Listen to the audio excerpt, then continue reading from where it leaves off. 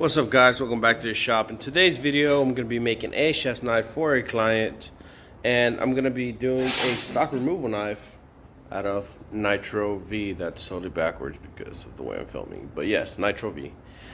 And I will be doing a stock removal knife. I don't do very many stock removal knives, but they are the most efficient way to make a batch of knives.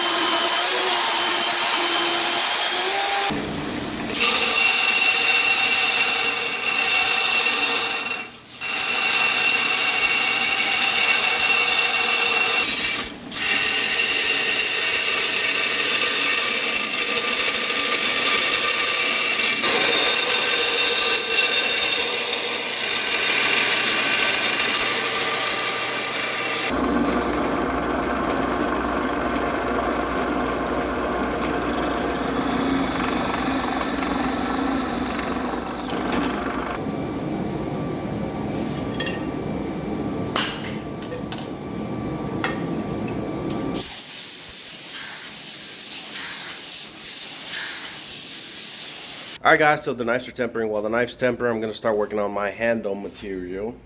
I'm going to be making some micarta again. Going to do a small layer of red and then the rest black to see how it comes out.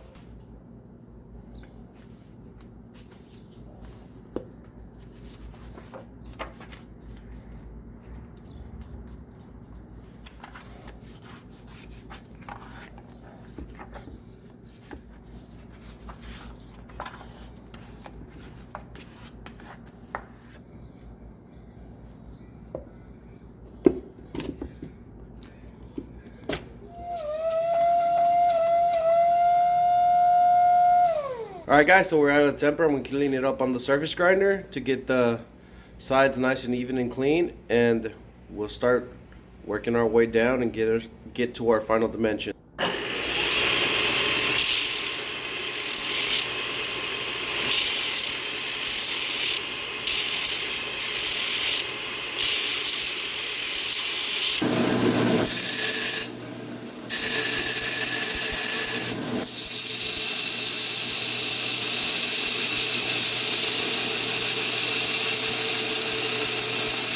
Alright guys, it's a lot simpler to do my bevels in with this little guy. I made it myself. It's just two pieces of 1084 and one side is tapped and the other one just has a hole through it.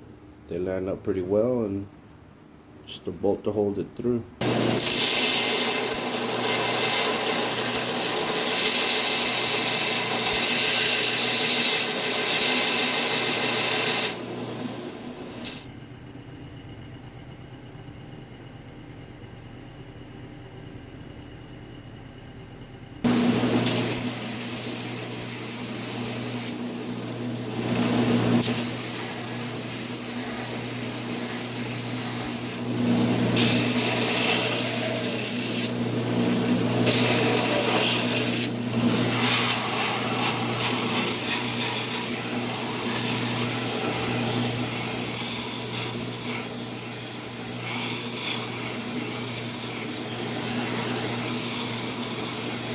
So I'm done profiling and sanding the knife on the machine. It's coming out pretty nice. It has a very rough 220 grit, and the edge on the thickest part is about 10 thousandths, and on the thinnest part it is about 6 thousandths of an inch thick, which is pretty thin. And we're gonna hand sand it and get it even thinner when we hand sand it.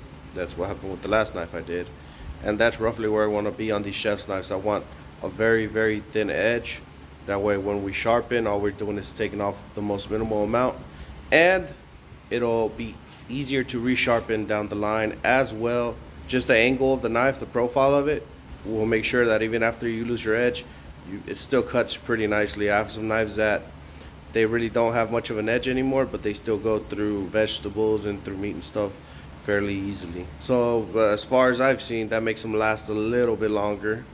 And normally when I sharpen, I just give it a few passes on either the stone or with some sandpaper or something, and get it back to sharpen, get it back to good.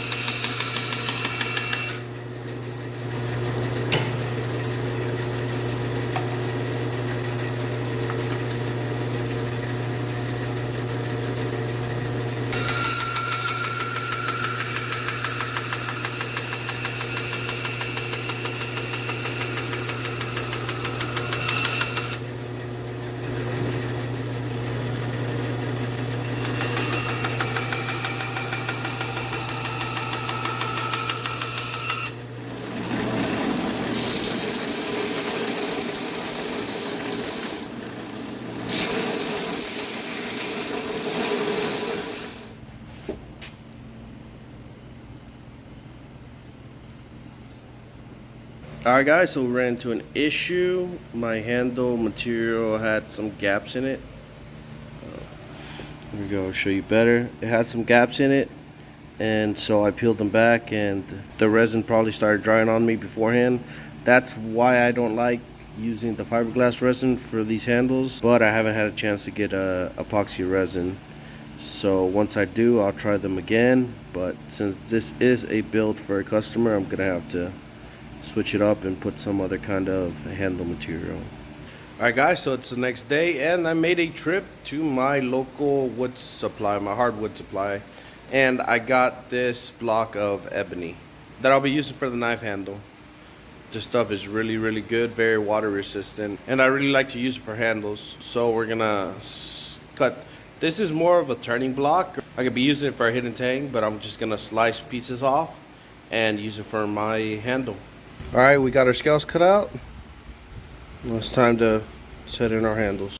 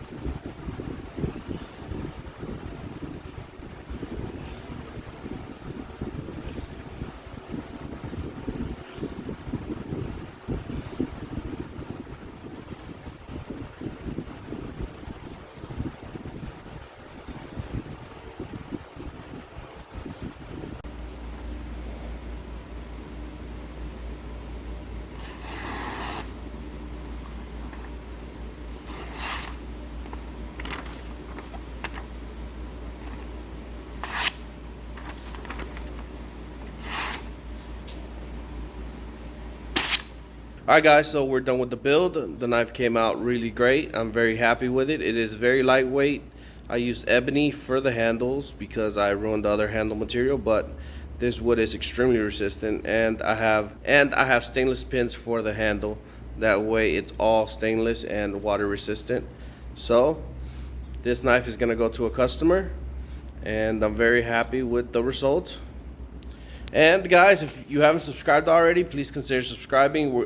We've almost hit our goal of 1,000 subscribers. I believe right now I'm about 30 shy, so if you haven't subscribed, make this the video you subscribe to. That way we can reach our goal of 1,000 subscribers so we can keep growing and hopefully have some income in the shop so I can make nicer, better knives and get better tools and whatnot and what if.